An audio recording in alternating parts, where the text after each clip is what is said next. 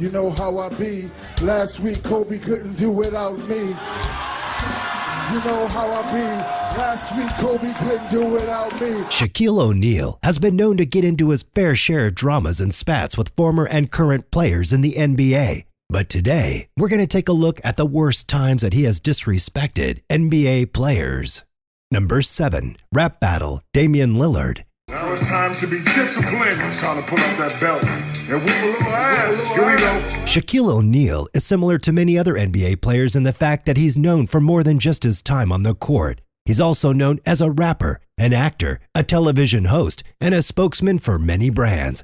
So it shouldn't be surprising to hear that when Portland Trailblazers point guard dissed him, Damian Lillard, through promotion on Lillard's latest album, Shaq was more than ready on the mic. Lillard didn't diss Shaq's playing, but did so with Shaq's rapping career, saying on the Joe Budden podcast, "Think you got better music than Shaq?"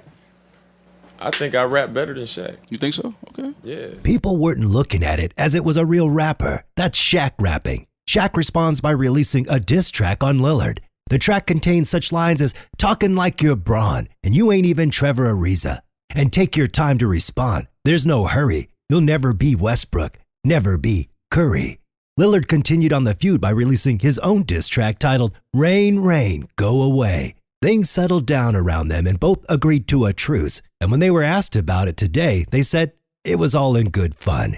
At number 6, Mother Knows Best, Javale McGee. Didn't it get out of hand, No, Shaq, when your mom has to step in and his mom is stepping in? It didn't get out of hand, but my mother is someone who I love and respect, and she told me to stop it and don't bring it up again, so I'm not going to talk about it ever again. His name won't ever come out of my mouth ever again. Unlike the playful nature of Shaq and Damian's disses, the beef between Javale McGee seems almost brutal. So much so that Shaquille O'Neal's mother had to get involved in ending it all. It all started because of Shaq's weekly segment on the post-game show Inside the NBA. The segment is called Shaqtin' a Fool and has been on the air since 2011. In this segment, Shaq and company would comment on the game and joke awards to current NBA players. Some of these awards included Worst Shot, Worst Moments, and Worst Dunk. JaVale McGee throws down a crazy alley-oop on an invisible mini-hoop out of bounds. I thought you said JaVale McGee wasn't going to be on anymore. You did. And the most featured player on all the show's run was JaVale McGee, who didn't take that very well. On Twitter, ONeal and McGee exchanged heated tweets about the segments on McGee.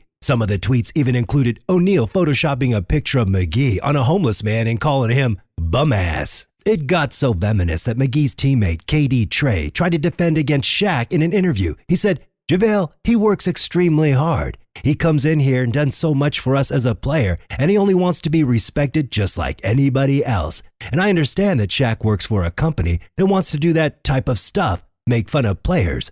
Shaq clapped back on Twitter, and it got even worse. Shaq's mother even stepped in and called him privately with orders to end the feud. Shaq went on Tip Off, a basketball analysis show that he co-hosts, and announced that, "So that's the end of the beef. You won't be hearing about it from my side anymore. Mama has spoken." At number 5, a lost legacy, Dwight Howard. Dwight Howard is the best big man in the game. Chuck E. Cheese. Listen, you need to stop that.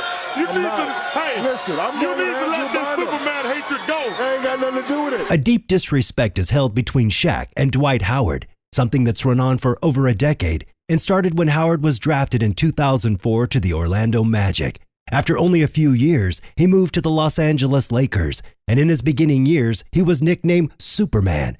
After being dressed in a Superman costume for a dunk contest, an eerily similar startup to Shaq's career in 1992. These similarities didn't seem like mere coincidences to Shaq, though. He felt his legacy was being taken away from him by this new upstart. So he decided to take away from him by refusing even to acknowledge any of Howard's achievements. Lakers just signed Dwight Howard. How do you feel about that? Who?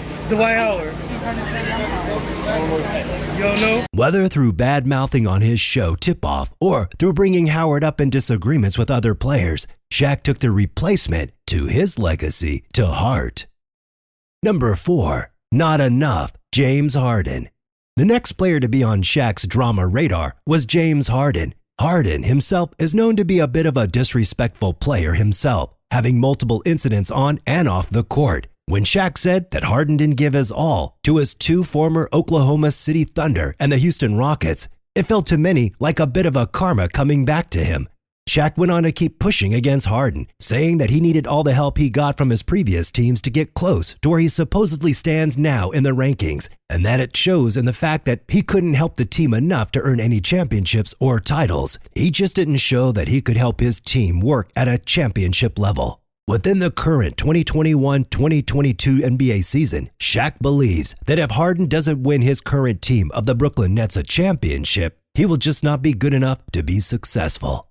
At number 3, potentially not, Donovan Mitchell. I said tonight that you are one of my favorite players, but you don't have what it takes to get to the next level. I said it on purpose. I wanted you to hear it.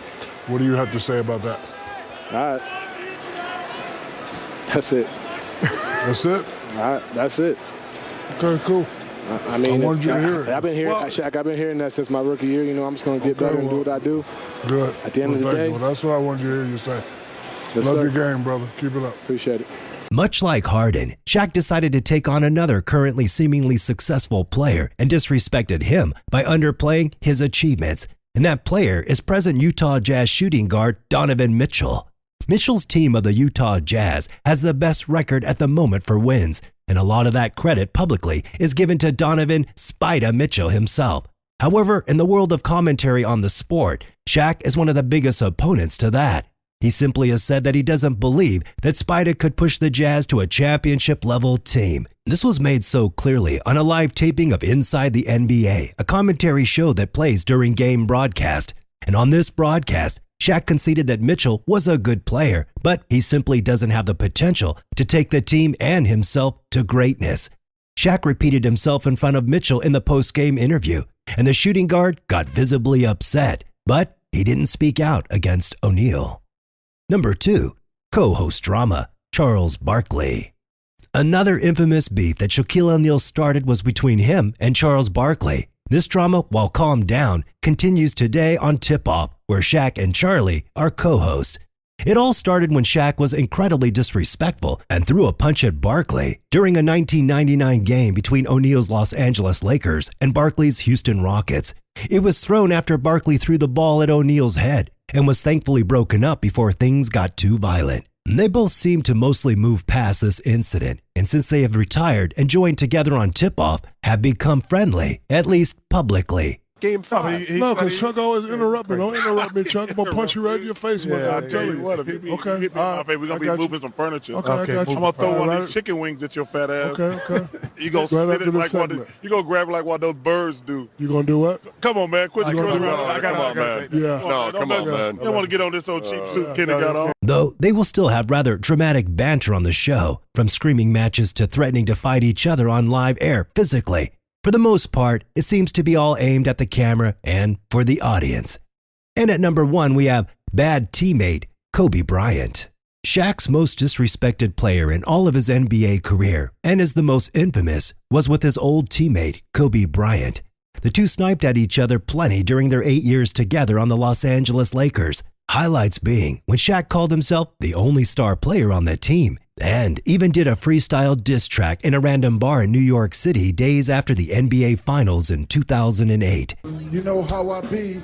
Last week Kobe couldn't do without me. You know how I be. Last week Kobe couldn't do without me. During interviews after they both retired, Shaq still went after Kobe on Twitter and other social media. One of these even involved someone from higher on the list, number 5, Dwight Howard. However, ever since then, things have calmed down, and both agreed that the feud was all in good fun. So much so that when Kobe died in January of 2020, Shaq was one of the first to say good things about his former fellow player, going as far as to say that he lost a little brother. So, what do you think? Is Shaq disrespectful, or does he have years and championships to back it up? Let us know down in the comments, and be sure to subscribe and ring that bell for more contents like this. I'm Mickey V for Mr. Sports, and we'll see you next time.